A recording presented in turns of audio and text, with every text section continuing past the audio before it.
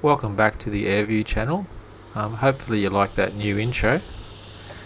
Today is an area close to my house that I've driven past often, and it's a construction site or a building site. A massive undertaking by the look of it. Um,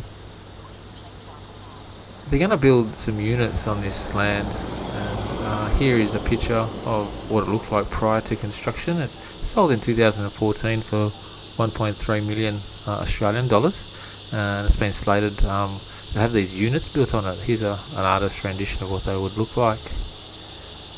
Looks like quite condensed, but quite nice and modern.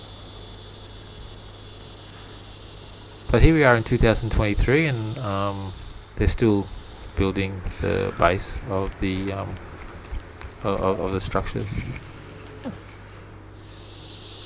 I like how it's sort of cut away, and you can see underneath the bushland, so you can see what's happening underneath the bush or forest. Yeah.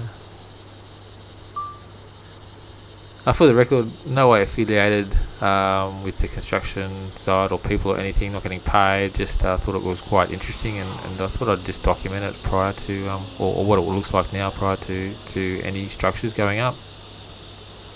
Thanks, enjoy.